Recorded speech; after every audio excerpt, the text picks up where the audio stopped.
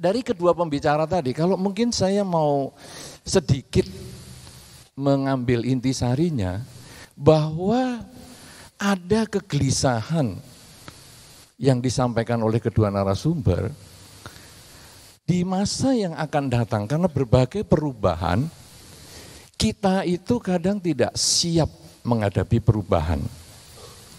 Kita kadang gagap menghadapi perubahan.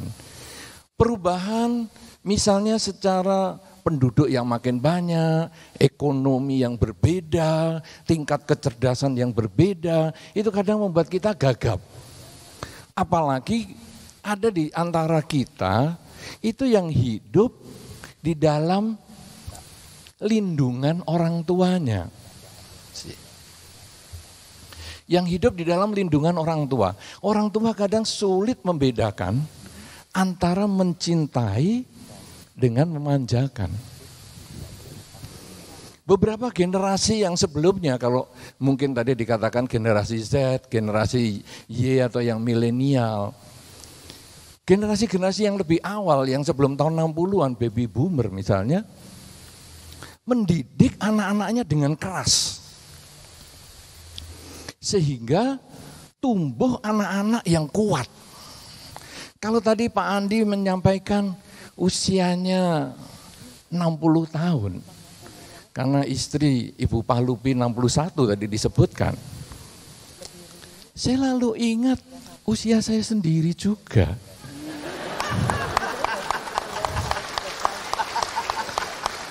Karena memang usia saya sejak dalam kandungan hari ini 60 tahun juga. Kenapa saya sebut dari kandungan, 60 tahun dari kandungan, kalau hitung saya melihat matahari 59 tahun. Karena ketika saya ditanya orang lain, Bante umurnya berapa? Saya jawab 60. Lo lahir tahun berapa? 60. Lahir tahun 60, kenapa umurnya 60? Harusnya kan 59. Saya lalu jawab, maaf ya, saya bukan lahir di atas meja operasi 0 tahun. Saya bukan tumbuh dari mendadak tidak ada, lalu tahu-tahu ada. Saya ketika dilahirkan, dan bukan karena sesar, saya tidak hasil operasi, dukun kampung, bidan kampung. Saya dilahirkan itu, saya sudah 35 cm. Walaupun saya tidak mengukur sendiri. Nah, itu menurut orang tua saya. 35 cm nak dulu kamu, oh gitu ya.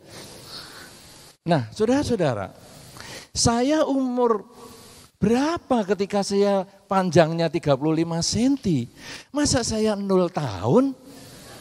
Kalau saya 0 tahun sudah 35 cm, 2 hari kemudian 50 cm. 1 tahun kemudian 2 meter. 15 tahun kemudian saya kan 5 meter. Nah, saya waktu lahir sudah 9 bulan lebih. Jadi 35 cm itu usia saya 9 bulan lebih. Dulu katanya saya lahirnya tepat waktu. Saya memang agak suka disiplin waktu. Jadi di dalam kandungan pun harus tepat waktu, harus tepat. Jadi saya tepat waktu 9 bulan 10 hari. Tidak nunda seminggu, tidak lebih cepat beberapa hari. Pas. Jadi bidan tinggal nunggu di depan pintu. Ya mau lahir. Nah saudara-saudara, begitu lahir 35 cm, itulah 9 bulan lebih 10 hari. Kalau saya mengatakan umur saya 59, maka saya menafikan, saya menolak, saya menyangkal kerja ibu saya. Saudara-saudara, membayangkan wanita hamil itu sangat-sangat sulit bagi saya. Karena saya hanya pengamat, bukan praktisi. Ya, nanti saya sudah bisa membaca pikiran orang lah. Karena tampak wajah-wajah yang kelihatannya mau bertanya-tanya, apa maksudnya ini? Jadi saya membayangkan wanita kalau mengandung itu sulit sekali. Sampai saya pernah tanya kepada seorang wanita yang mengandung sudah 9 bulan. Kamu caranya kalau tidur gimana? Bagi para bapak-bapak yang sudah punya istri termasuk Pak Po, gampang sekali tahu jawabnya. Tapi saya kan tidak pernah membayangkan. Saya lebih baik bertanya kepada yang bersangkutan. Kamu kalau telentang, apa enggak perutnya tegang sekali?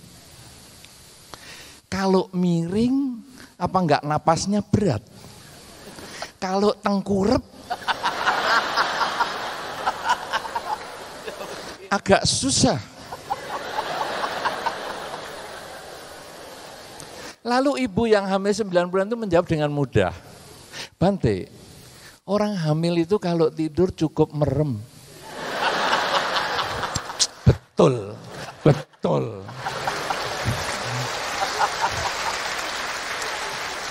Saya enggak terpikir jawabnya sesederhana itu. Kadang-kadang kita mikirnya ruwet sekali. Ternyata kenyataannya jelek ketek. Saya pinjam istilahnya Pak Andi tadi, jelek ketek. Karena kebetulan saya tinggal di Blitar, jadi ya tahu juga, Belingi lah lebih tepat. Nah, saudara-saudara, jadi saya umur 60 karena saya melihat ibu saya, ataupun saya memahami ibu saya yang mengandung 9 bulan itu. Nah, saudara-saudara, kadang-kadang orang tua tidak bisa membedakan antara mencintai dengan memanjakan. Melihat anaknya yang sudah 9 bulan dikandung, kemudian lahir, maunya diproteksi. Tidak boleh gini, tidak boleh gitu. Dilarang ini, dilarang itu. Sampai timbul kesan, ibu itu cerewet. Apakah Anda setuju kalau mengatakan ibu-ibu itu lebih cerewet daripada bapak-bapak? Setuju atau tidak jawabnya? Setuju. Setuju kan? Ibu-ibu lebih cerewet daripada bapak-bapak. Wah, betul sekali. Apakah istri-istri lebih cerewet daripada suami-suami?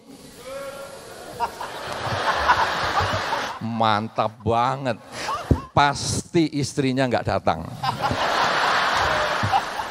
Kalau istrinya datang, pulang saya enggak tahu jadi apa nanti. Nah, saudara-saudara, sekarang seorang ibu memproteksi anaknya. Jadi anaknya mau naik pohon, jangan nak, jangan naik pohon. Mainan pisau, jangan nak, jangan mainan pisau nak. Mau apa saja, mau beli cilok di depan sekolah, jangan nak. Dan seterusnya, dan seterusnya.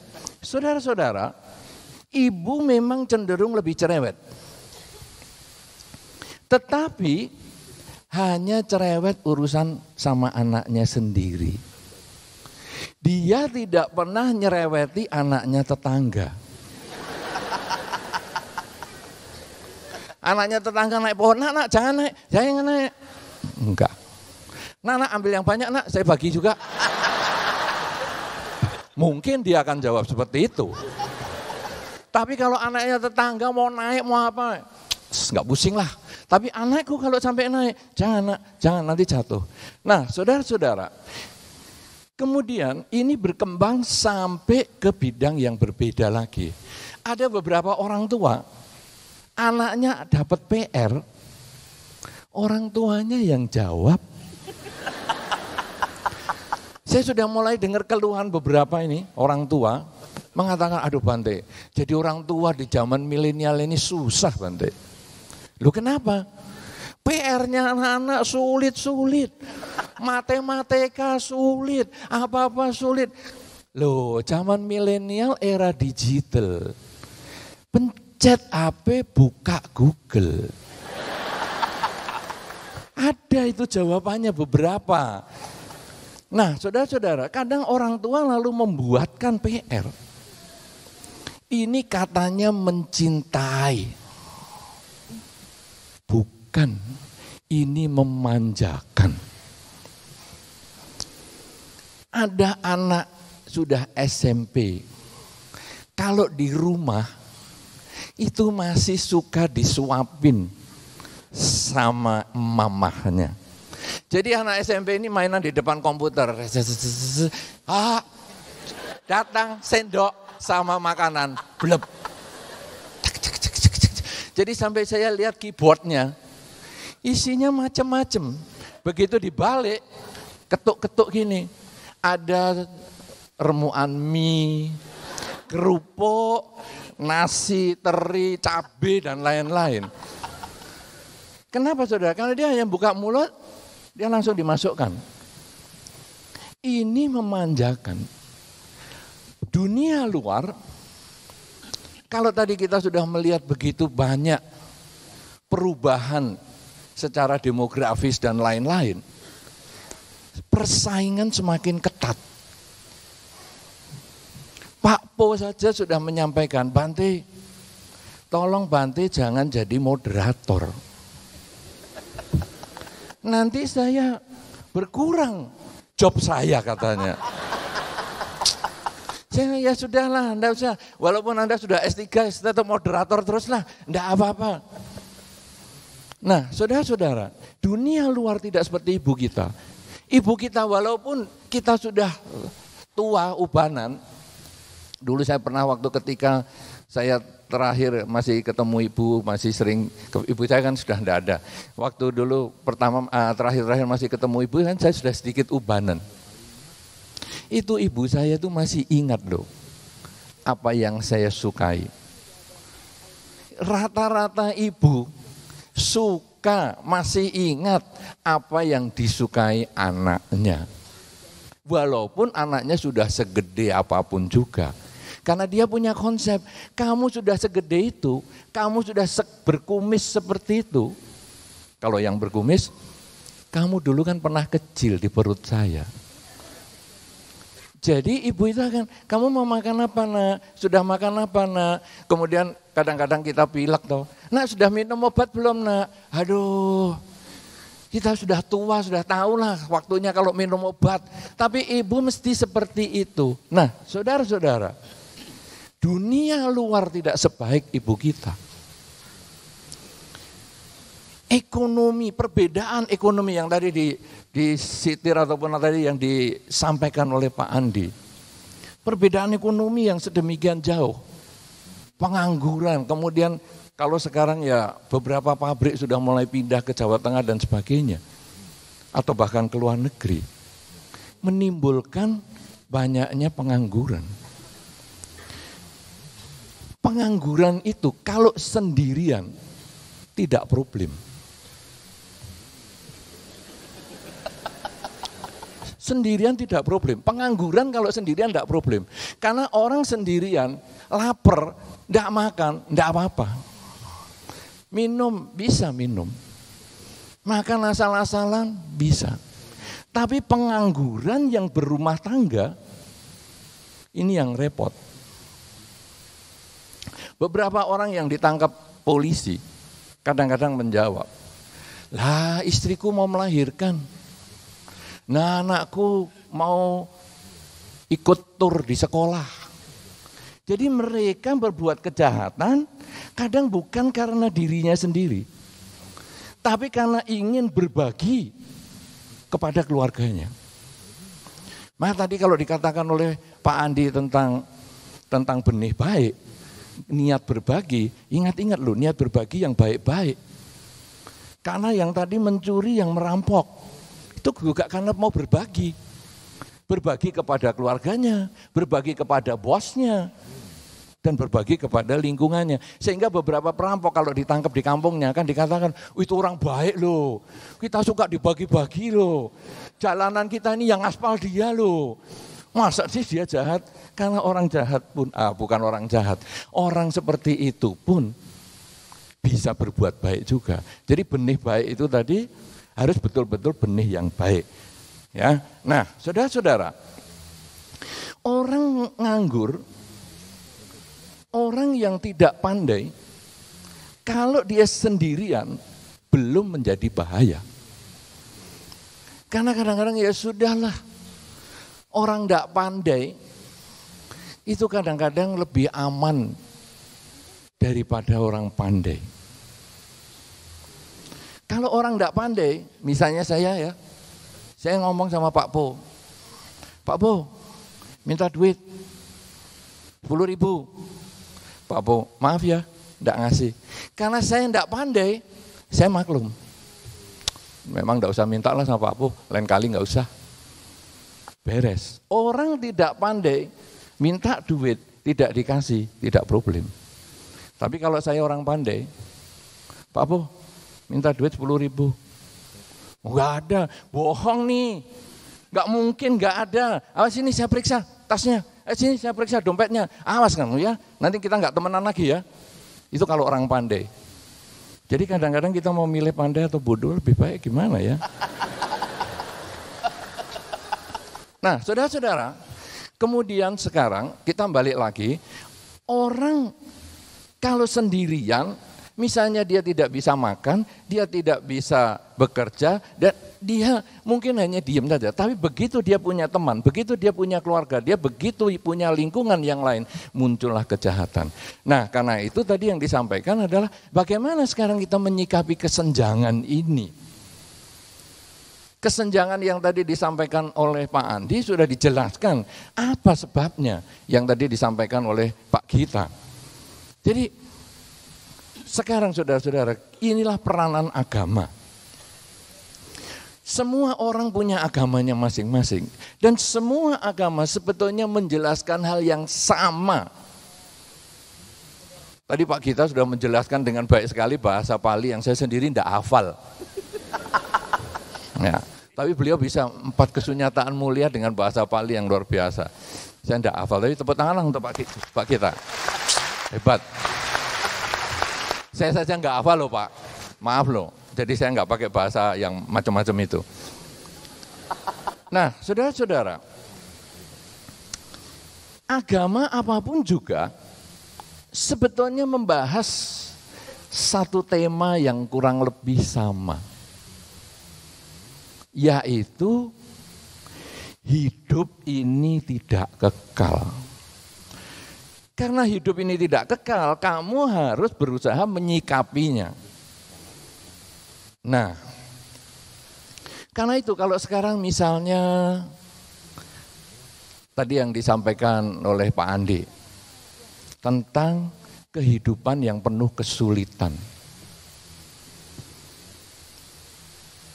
Sesungguhnya itu kemudian nanti kalau kita sebutkan dengan hidup tidak kekal, itu akan jelas. Bahwa apa yang kita alami saat ini di ujung cerita ada rencana Tuhan yang akan bekerja. Artinya kalau saya sulit, tidak selalu saya akan mengalami kesulitan. Karena ada perubahan. Sebaliknya ketika kita menjadi orang sukses, kita pun juga akan diingatkan. Sukses bukan sesuatu yang kekal. Hati-hati, ketika kamu sukses, kamu juga harus banyak berbuat baik. Tanam sebanyak-banyaknya di benihbaik.com.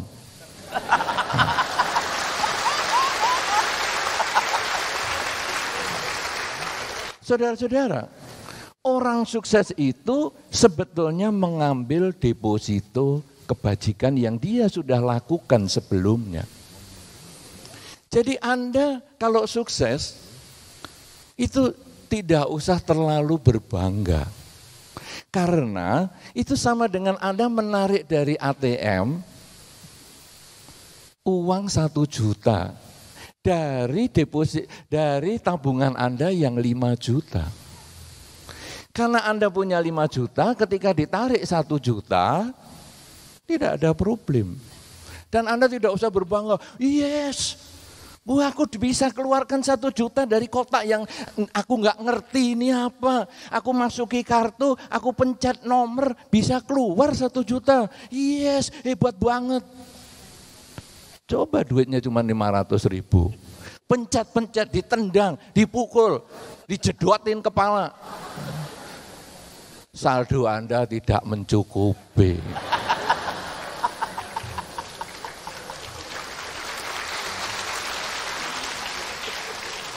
Nah, saudara-saudara, karena itu ketika kita bisa memperoleh kesuksesan, maka kita tidak perlu sombong. Kita justru bisa berbagi kepada yang lain. Yang tadi sudah disediakan lahannya. Ya, ayo kita berbuat baik, ayo kita berbuat baik. Kenapa saudara? Karena kalau saya sudah ngambil uang saya 1 juta dari tabungan, berarti di sana dulunya 5 juta, sekarang 4 juta. Kalau sekarang sudah 4 juta, saya sangat baik sekali, saya menabung yang baru. Saya menambah yang baru. Yaitu dengan saya berbuat baik kepada yang lain. Karena di dalam Dharma juga disampaikan, menanam padi, tumbuh padi. Menanam jagung, tumbuh jagung. Kita ngomong padi dan jagung karena ada web benihbaik.com.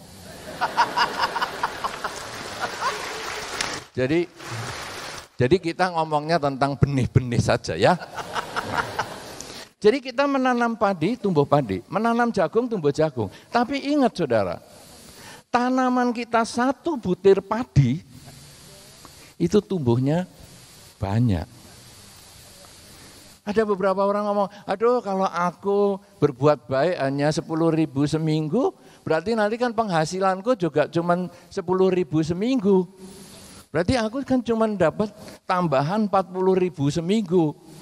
Bukan. Benih yang baik, kok benih yang baik.com lagi. Sudah nancep banget di sini. Jangan ngomong kerasukan. Itu lagunya sudah ketinggalan zaman. Entah apa yang merasukimu.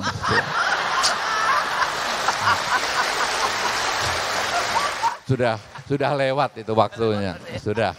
Sudah enggak ada. Tadi saya tunggu anak-anak yang tadi operet itu, saya tunggu juga mereka mau gini, ternyata enggak. Kenapa ya? Enggak. Sudah lewat memang. Nah, saudara-saudara, kalau sekarang benih-benih ini kita tanam, ternyata bukan 1, tumbuhnya 1. Kalau petani nanam padi 1, panennya 1 butir padi, capek. Tulang belakang ini capek sampai terbungkuk-bungkuk. Cuma dapatnya 1. Lah untuk apa? Kayak di kopi gitu aja. Nah, saudara-saudara, 1 benih padi tumbuhnya bisa menjadi banyak padi. 1 benih jagung tumbuhnya menjadi sekian banyak biji jagung. Kalau kita menanam kebajikan sedikit saja, katakanlah tadi 10.000 1 minggu, atau 10.000 2 minggu sekali, atau 10.000 1 bulan sekali, maka benih yang Anda tanam itu menjadi banyak pada waktunya. Kenapa demikian saudara? Karena ketika kita menarik dari ATM uang 1 juta itu, kas kita berkurang 1 juta. Dan kalau kita tarik lagi, habis. Dan satu ketika kita malah hidupnya menderita. Tapi kalau kita tarik kemudian kita lakukan itu untuk kebajikan, lakukan lagi untuk kebajikan, maka kita kemudian menambah saldo kita untuk saldo terus menerus. Mungkin kalau istilahnya di beberapa marketplace itu dapat cashback. Semacam itu, ada cashbacknya. Nah, saudara-saudara, jadi ketika kita melakukan kebajikan, dia tidak hilang. Tetapi dia justru ada cashback yang kembali pada saldo kita. Kemudian saya katakan, kenapa orang bahagia itu tidak boleh sombong. Kenapa orang sukses itu tidak boleh sombong? Karena nanti pada satu masa kesuksesan itu pasti akan berubah. Kesuksesan itu pasti akan berganti. Akan terjadi penurunan. Kalau demikian, dengan kebajikan yang kita lakukan itu, penurunan ini bisa dipertahankan untuk tidak segera menurun, tetapi bisa lebih stabil posisinya. Sebaliknya saudara-saudara, di bank yang lain, saya juga menarik 1 juta dari deposit saya 5 juta. Ini adalah bank penderitaan. Jadi saya narik, aduh hidup saya menderita nih. Dari kecil saya sudah menderita. Saya tinggal di pojok kampung, makan aja susah. Makan saya harus cari buahnya tetangga. Malam-malam, supaya pagi tetangga bingung. Loh hari ini kates masih ada pepaya, kenapa paginya jadi enggak ada? Kemana ini? Ya itu saya sebetulnya sedang menarik deposit karma buruk saya. Saudara-saudara, deposit karma buruk yang tadi 5 juta jadi 1 juta, jangan juga membuat kita minder atau kemudian kita sakit hati. Kalau istilahnya Pak Andi tadi juga bagus, protes kepada Tuhan. Kenapa saya beginikan? Nah saudara-saudara, kita tidak bisa menarik ini kemudian kita protes. Kenapa? Karena ini buah kelakuan kita sendiri. Tetapi berbeda dengan waktu saya menarik dari bank yang pertama. Bank yang pertama itu bank kebahagiaan, ketika saya tarik saya harus berbuat baik. Ketika saya tarik saya harus berbuat baik. Ketika saya tarik saya harus berbuat baik. Supaya saya tetap punya kebahagiaan, saya tetap punya kesuksesan sebagaimana yang kita inginkan. Tetapi kalau yang keburukan ini, enaknya apa kita nambah juga ya keburukan yang lain. Jadi saya sudah, aduh hidupku kok menderita ya, lahir di keluarga yang menderita ya, enaknya saya berbuat jahat juga lah. Karena ini saya sudah narik yang deposito karma buruk, sekarang saya nambahi supaya jangan berkurang, supaya hidup saya tambah menderita. Kira-kira pantas nggak kita seperti itu? Enggak. Jadi kalau sekarang saya mengurangi deposito karma buruk saya sekarang tetap saya berbuat baik. Karena saya tahu karma buruk saya ini buah kelakuan saya. Kalau sekarang karma buruk ini buah kelakuan saya, ini sama dengan segelas air yang terisi 1 sendok garam. Garam ini adalah karma buruk yang saya ambil. Air adalah karma baik. Kalau sekarang saya minum, loh kok asin sekali. Wah Pak Po ini ngasih air isi apa ini? Oh, asin sekali. Oke saya tambah 1 gelas lagi. Garam yang ada di situ tetap airnya yang bertambah. Perbandingan yang semakin besar membuat rasa garam itu berkurang. Kalau kita mengurangi kejahatan, garamnya kita stop, tambah airnya, tambah kebaikan, maka hidup kita menjadi lebih bahagia. Lalu kita melihat perbedaan tadi. Kesulitan menerima perbedaan. Kenapa? Karena orang tua kadang memproteksi kita. Orang tua sebaiknya dalam masa pendidikan mengenalkan rasa kecewa kepada anak. Ini yang beberapa kali, kadang-kadang ini ada yang hamil atau akan hamil,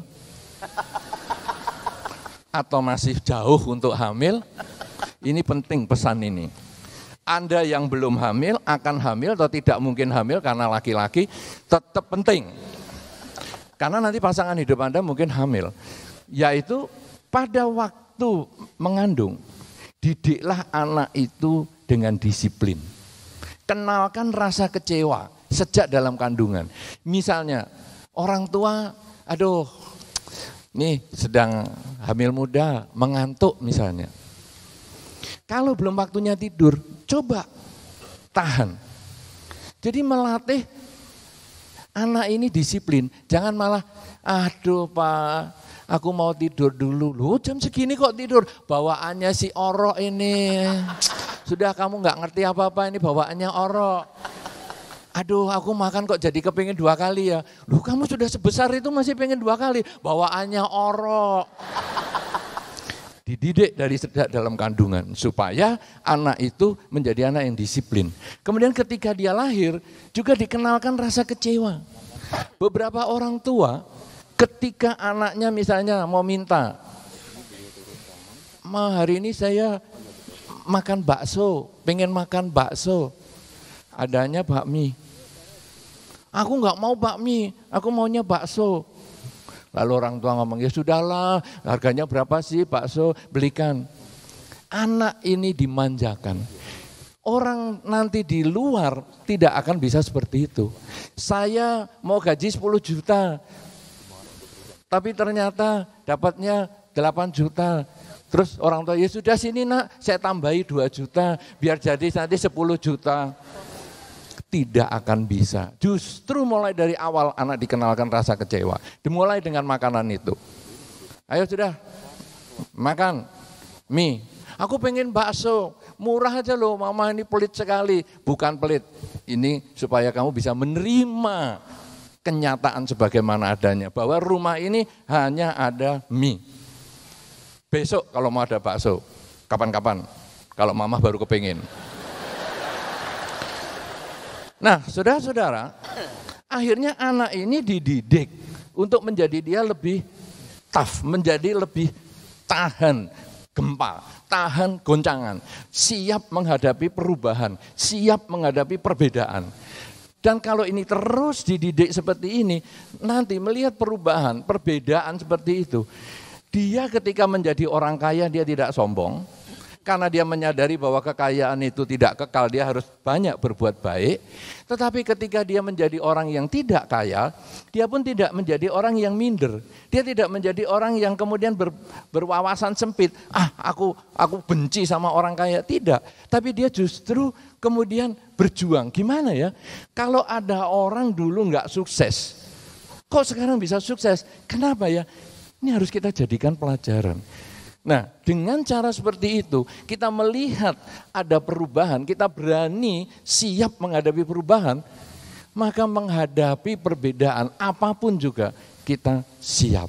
Karena sesungguhnya di dalam setiap agama sudah menjelaskan tentang adanya perbedaan dan sudah diberi penjelasan persiapan menghadapi perbedaan.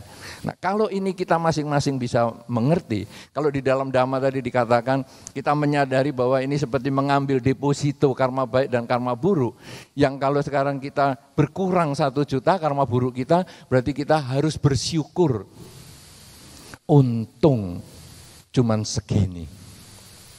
Kalau di dalam konsep di Jawa yang mungkin Pak Andi akan tahu, ketika ada orang kecelakaan, aduh kecelakaan, apa yang kena? Untung cuma sepeda motornya. Bagus.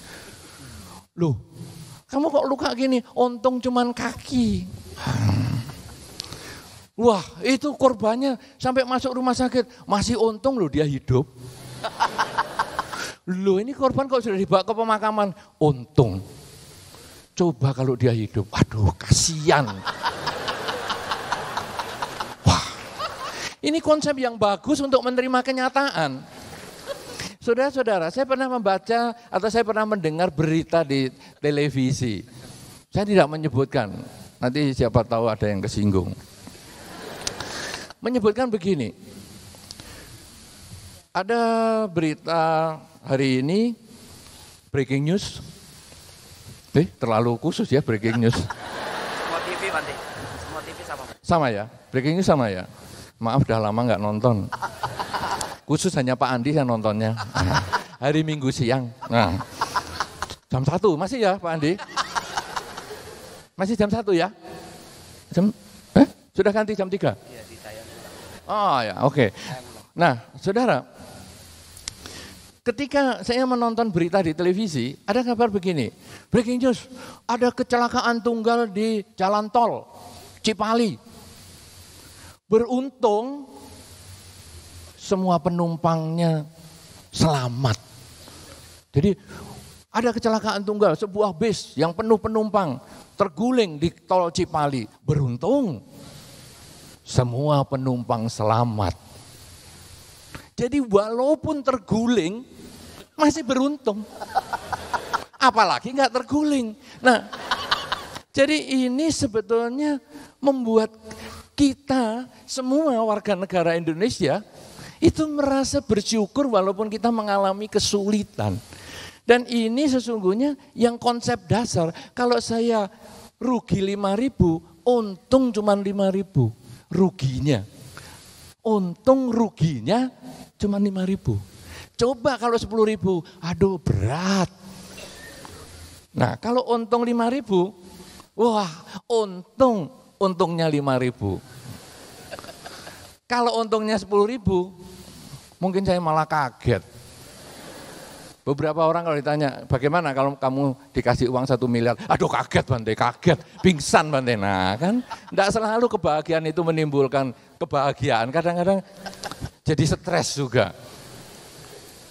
Nah saudara-saudara, jadi sekarang kita sudah diajarkan untuk siap menerima perubahan. Orang tua kita harus mendidik kita siap untuk menerima perubahan, menerima perbedaan. Kemudian ajaran-ajaran agama juga mengajarkan kita untuk siap menerima perubahan, siap untuk menerima perbedaan. Bahwa tubuh kita pun sesungguhnya berbeda. Alam sudah memberikan kita contoh.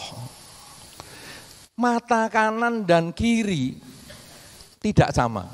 Beberapa orang ngomong, Bante sudah kelihatan tua loh Bante. Saya ngomong, ya memang saya 60 loh. Matanya kok sudah enggak sama. Loh dari dulu mata saya enggak sama. Matanya siapa yang sama? Ibu-ibu bikin alis aja bisa enggak sama kok. Lama lagi Bante. Sudah lama. Enggak sama lagi. Pakai busur derajat. Meleset lagi. Enggak sama. Lubang hidung enggak sama, tinggi kuping kadang enggak sama, bentuk kuping tidak sama. Jari, yang tadi dikatakan Pak Andi, kan Anda kan punya tangan. Nah saya juga meneruskan tadi, tangan Anda, jarinya beda. Jari Anda tidak hanya kelingking saja, tidak jari manis saja.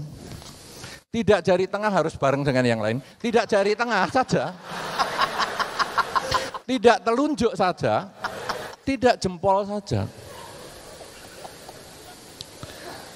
Tetapi kelima-limanya yang berbeda ini toh Anda tidak pernah protes. Saya belum pernah ketemu kalau ada orang pergi ke dokter bedah, dok tanganku tolong dibedah supaya jempol semua dok. Saya soalnya enggak bisa tanda tangan, jadi saya bisanya cap jempol. Jadi kalau jempol saya cuma 1, capek dok kalau saya kerja. Jadi kalau 5 kan saya enak dok, plok, plok, plok. Saya tidak pernah lihat. Tapi kalau beberapa ibu-ibu yang tanya, Bante, kira-kira mata saya kalau saya naikkan 1 ini bagus enggak Bante? Saya ngomong, ya bagus, kalau kiri dan kanan dinaikkan bareng. Kalau cuma yang satu naik, yang satu turun. Walaupun Pak kamu pergi ke dokter yang bedah yang paling hebat, wajahmu kelihatan aneh nanti. Nah saudara-saudara, artinya kita bisa menerima adanya perbedaan. Badan kita penuh perbedaan. Sebelah kanan ada jantungnya, sebelah kiri ada jantungnya, maaf saya melihat dari sudut Anda. Ya, kan ini kanan Anda, supaya Anda tidak bingung. Bahwa sebelah kanan Anda, di saya kiri, jantung. Loh ini saya bikin lebih jelas, kalau enggak nanti kan ada, loh mana itu kanan kok. Sebelah kanan saya alias kiri Anda tidak ada jantung. Toh saya juga tidak protes, mana ada yang protes. Dok, tolong jantungnya dipindah ke tengah dok. Biar seimbang. Tidak. Nah saudara-saudara, kalau kita lahir dengan berbagai perbedaan, Kenapa kita waktu hidup tidak bisa menerima perbedaan? Kenapa kita selalu menyalahkan perbedaan untuk memberikan pembenaran, merasionalisasi tindakan kita yang negatif. Saya gak suka sama kamu karena kamu lebih pintar dari saya. Makanya kalau kamu mau ujian, aku kasih minuman berisi garam Inggris supaya kamu gak bisa ujian. Tidak. Saya tidak suka tokomu yang rame, sehingga kalau ada orang mau beli di tokomu, aku sebarin nasi kuning supaya tidak jadi ke tokomu dan lain-lain. Untuk apa saudara? Padahal badan kita berbeda. Kalau sudah tubuh kita berbeda dan kita terima, maka perbedaan di luar, perbedaan apakah itu karena ekonomi, perbedaan karena pendidikan, perbedaan karena agama, perbedaan karena suku, ras dan segala macam golongan, sebetulnya bukan masalah ketika kita memperbaiki pola pikir kita.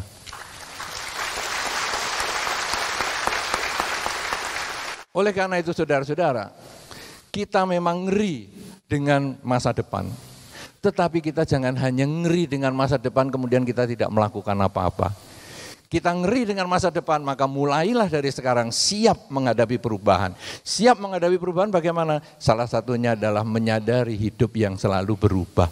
Ketika saya memperoleh kebahagiaan, saya harus banyak berbuat baik supaya kebahagiaan bertahan lama. Ketika saya memperoleh penderitaan, saya tetap berbuat baik agar di dalam kehidupan ini penderitaan berjalan semakin singkat.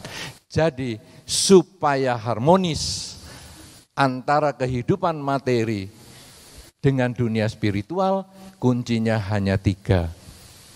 Yaitu nomor 1, perbanyak kebajikan. Kedua, terus berbuat kebaikan.